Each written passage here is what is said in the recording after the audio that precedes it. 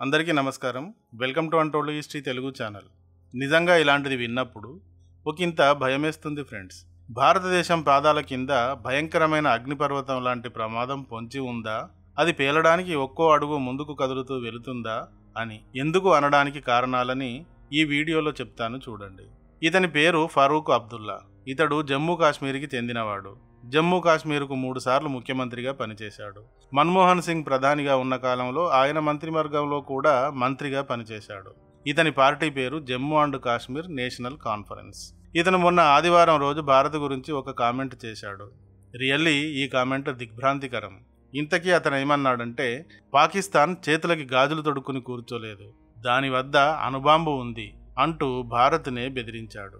ఇందులో దిగ్భ్రమ చెందడానికి ఏముంది? ముస్లింలు చాలామంది ప్రాణం ఇచ్చేంతగా పాకిస్తాన్ని ఇక్కడ నుండి ప్రేమిస్తూ ఉంటారు. జేఎన్యూ క్యాంపస్లో ఎన్నోసార్లు పాకిస్తాన్ జెండాను ఎగరవేశారు.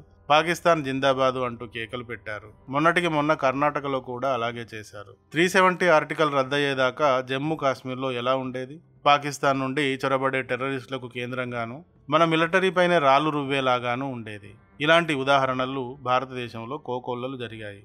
ఇంతెందుకు, ఏ ఔరంగజేబుకు వ్యతిరేకంగానో, పాకిస్తాన్ పాలస్తీనాలకు వ్యతిరేకంగానో వీడియో పెడితే కింద ఎంతమంది బూతు పురాణంతో కామెంట్లు పెడతారో చూడండి. ఇదంతా మనకు తెలిసిందే.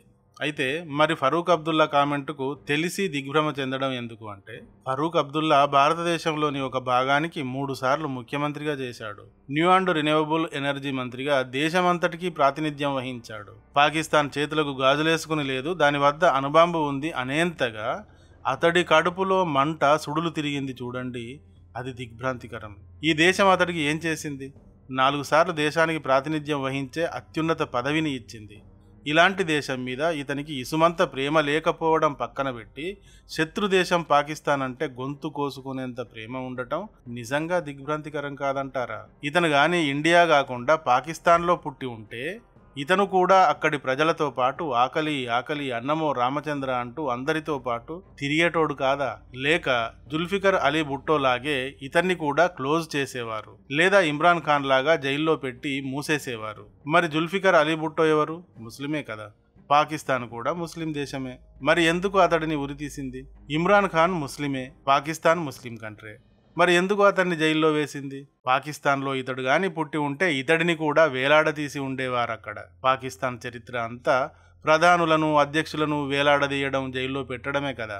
మరి పాకిస్తాన్లో ఏం అందం చందం కనబడిందని ఇతను అంతగా పాకిస్తాన్ తరఫున గుండెలు బాదుకున్నట్టు? ఇంతకీ ఇతగాడు క్లియర్గా ఏమన్నాడు, ఎందుకు అన్నాడు అనే విషయాల్లోకి వెళ్ళి చూస్తే, రాజ్నాథ్ సింగ్ గారు మొన్న ఆదివారం రోజు పీటీఐ న్యూస్ సంస్థతో మాట్లాడుతూ, పీఓకేని మనం బలవంతంగా స్వాధీనం చేసుకోవడం అవసరం లేదు, అక్కడి ప్రజలు తమంత తాముగా భారతదేశంలో భాగం కావాలని కోరుకుంటున్నారు అని అన్నారు. పీఓకే అంటే పాకిస్తాన్ ఆక్యుపైడ్ కాశ్మీర్. దీనిని ఆజాద్ కాశ్మీర్ అని కూడా అంటారు. 1947-48లో పాకిస్తాన్తో జరిగిన యుద్ధంలో పాకిస్తాన్ ఆక్రమించిన ప్రాంతం ఇది.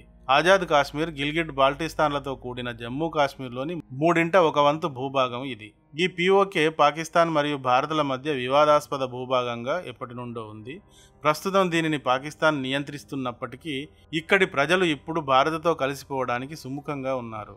గిల్గిట్ బాల్టిస్తాన్ ప్రత్యేక హక్కును కోరుతూ పాకిస్తాన్తో పోరాడుతూ ఉంది. 1947 దాకా పీఓకే ప్రాంతం కూడా జమ్మూ కాశ్మీర్లో ఒక భాగం కనుక దాని పాలకుడు హరిసింగ్ జమ్మూ కాశ్మీర్ని భారత్లో విలీనం చేశాడు కనుక పీఓకేపై భారత్ తన హక్కును క్లెయిమ్ చేస్తూ ఉంటుంది.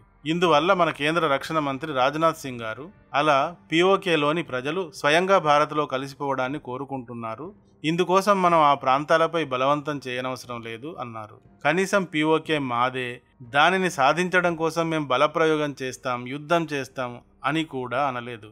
ఇలా అన్నంత మాత్రానికే ఇతడికి ఎక్కడ నొచ్చినట్టు, ఏది నొచ్చినట్టు?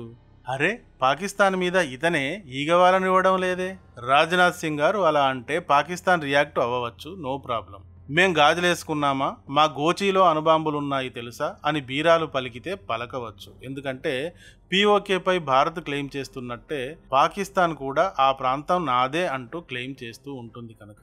అలా పాకిస్తాన్ అంటే భారతీయులు మీ గోచిలో అణుబాంబులు ఉంటే మా దగ్గరేమున్నాయి, మరి మా జేబుల్లో కూడా అణుబాంబులే ఉన్నాయి, అవే ఉన్నాయి కదా.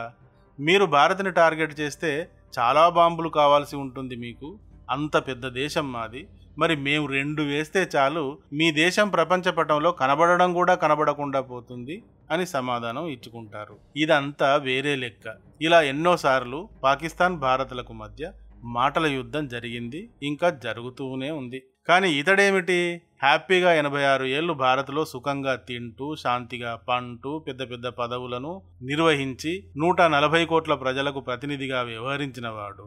ఇతని వయసు ఇప్పుడు 86 సంవత్సరాలు. తాను ఏ ఉప్పు తిన్నాడో ఆ ఉప్పును మరిచిపోయి పాకిస్తాన్ గాజులు తొడుక్కుంటుందా, దాని వద్ద అణుబాంబులున్నాయి తెలుసా అని తాను ఏ దేశానికి ప్రాతినిధ్యం వహిస్తున్నాడో ఆ దేశాన్నే బెదిరిస్తున్నాడంటే ఏంద్రమామ, ఎంత క్యారెక్టర్ డిజార్డర్ ఇది అనిపించదా? ఇకపోతే ఇతను ఇండీ అలయన్స్లో ఒకడు. మరి ఇతను ఇలా పాకిస్తాన్ వద్ద అణుబాంబు ఉంది తెలుసా అని బెదిరిస్తే వీరి కూటమిలోని వారికి చీమ కుట్టినట్టయినా అనిపించలేదా? అసలు చీము నెత్తురే లేదా వీరికి? మేము భారత్కి ప్రాతినిధ్యం వహిస్తున్నాం, భారత ప్రజలను ఓటు అడుక్కుంటున్నాం, పాకిస్తాన్కి ప్రాతినిధ్యం వహించడం లేదు, పాకిస్తాన్ ప్రజలను ఓటు అడుక్కోవటం లేదు అని వీరికి తోచడం లేదా? నిజంగా నాకు దిగ్భ్రమ కలిగించే విషయం ఇదే. వీరంతా ఏమనుకుంటుంటారంటే ఫరూక్ అబ్దుల్లా రాజ్నాథ్ సింగ్ గారిని టార్గెట్ చేశాడు, మా టార్గెట్ కూడా రాజ్నాథ్ సింగే అంటే బీజేపీయే అని చంకలు గుద్దుకుంటారు. అయితే ఫరూక్ అబ్దుల్లా అయినా మరొకడెవడైనా రాజ్నాథ్ సింగ్ గారినో బీజేపీనో విమర్శించుకుంటే మనకేమిటి? కానీ వీరు బీజేపీని టార్గెట్ చేస్తున్నట్ట, భారతదేశాన్ని, భారతదేశ సాంప్రదాయాల్ని, విలువలని టార్గెట్ చేస్తున్నట్ట, భారతదేశాన్నే విమర్శిస్తున్నారు వీరు. ఇవే మనకు దిగ్భ్రాంతిని కలిగించే విషయాలు. ఇండీ కూటమి నుండి ఒక్కరైనా ఫరూక్ అబ్దుల్లా బెదిరింపులకు స్పందించారా అంటే ఒక్కరూ స్పందించలేదు. అతను వారి కూటమిలోని వాడు కాబట్టి అతడు ఏం వాగినా చెల్లుతుంది. తాము గెలవడం కోసం దేశాన్ని తాకట్టైనా పెట్టగలరు, కొనేవారుంటే అమ్మడానికైనా రెడీ అయిపోగలరు. మనల్ని ఓటు అడగడానికి వచ్చే ప్రతినిధులు ఇలాంటి వారు. పైగా వీరు మమ్మల్ని గెలిపియండి, మేము ఊడబొడుస్తాం అంటారు. వీరు గత దశాబ్దాల కాలంలో ఏమి ఊడబొడిచారో, ఇక ముందు ఏమి ఊడబొడుస్తారో మరి దేవుడికే తెలియాలి. ఫరూక్ అబ్దుల్లా అలా ఎంత ధైర్యంగా అన్నాడో చూశారా? తాను బతుకుతున్న దేశాన్నే అన్నాడు. అవును, అతను అనగలడు. అతనికి భయం ఎందుకు చెప్పండి? అతని కమ్యూనిటీ అతనికి ఉంది కదా. ఆ కమ్యూనిటీ అరే మా నాయకుడు ఇలా అన్నాడే, మా దేశాన్నే బెదిరించాడే అని అతడి పార్టీని గెలిపించకుండా ఊరుకుంటారా? వారు ఊరుకోరు కదా. మా నాయకుడు రెబల్ స్టార్ మా పాకిస్తాన్కి ఎలా సపోర్ట్ ఇచ్చాడో చూడండి అని గంపగుత్తగా ఓట్లు అతనికే గుద్దుతారు. ఎటు తిరిగి హిందువులతోనే కష్టం. ఫరూక్ అబ్దుల్లా అన్న ఈ మాటలు మన వారికి 3/4 మందికి అర్థమే కాదు. మిగిలిన వారిలో సగం మందికి అర్థమైనా పట్టించుకోరు. పట్టించుకున్నా అందులోని కొందరు మా గురించి కాదన్నట్టే ఉండిపోతారు.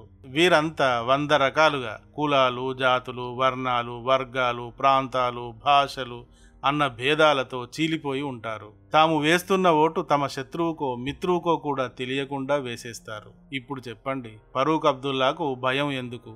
అతనికి గంపగుత్తగా ఎన్నుకునే అతని కమ్యూనిటీ ఉండనే ఉంది కదా. ఇక ఇతనితో కూడి ఉన్న ఇండియా కూటమి కూడా ఈ గంపగుత్తగా ఓట్లు వేసే కమ్యూనిటీని నమ్ముకుని దేశం గురించి ఎవరు ఎలా వాగినా పట్టించుకోకుండా వారికే తమ మద్దతును ప్రకటిస్తూ బీజేపీని విమర్శిస్తున్నామన్న భ్రమలో ఉన్నారు. దేశాన్ని విమర్శిస్తూ మైనారిటీ ఓటర్ల ఈగోను సాటిస్ఫై చేసి వారి ఓట్లను రాబట్టే చచ్చు రాజకీయం చేస్తూ ఉన్నారు. ఈ సందర్భంగా జర్మనీకి సంబంధించిన ఒక న్యూస్ చెప్తాను చూడండి. జర్మనీలో వారం క్రితం 1000 మంది ముస్లింలు రోడ్డెక్కి ఒక ప్రొటెస్ట్ చేశారు. వారు ఆ ప్రొటెస్ట్లో ఏం డిమాండ్ చేశారో తెలుసా ఫ్రెండ్స్? జర్మనీ రాజ్యాంగంతో మాకు కష్టంగా ఉంది, షరియాను ఇంప్లిమెంట్ చేద్దాం అని.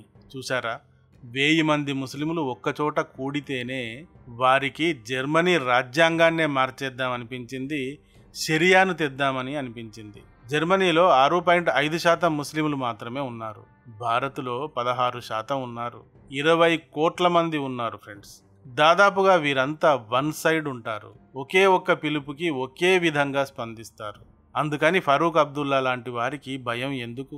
నియర్లీ 100 కోట్ల మంది ఉన్నా ఒక్కటిగా లేనందుకు మనం భయపడాలి గాని.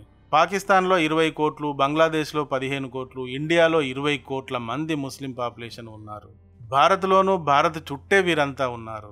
జర్మనీలో జరిగిన ప్రొటెస్ట్ని చూశాక ఏమనిపిస్తోందంటే 1000 మంది ఒక్కచోట చేరగానే షరియా రాజ్యాంగం కావాలని ఉద్యమించారంటే ఇక ఇక్కడ ఓ 10 కాలాలు హిందూ ప్రజలు వర్ధిల్లాలి అంటే ఎంత జాగ్రత్తగా ఉండాలంటారు. పాకిస్తాన్ గాజులు తొడుక్కోలేదు, దాని వద్ద అణుబాంబులున్నాయి అని బెదిరించిన వాడితో జట్టు కట్టిన వారిని నెత్తిన పెట్టుకుంటే భవిష్యత్తు ఎలా ఉంటుందో మరి భవిష్యత్తులోకి వెళ్ళాకే తెలుస్తుంది. అందుకే ఈ వీడియో మొదట్లో భయం అన్న పదాన్ని వాడాను.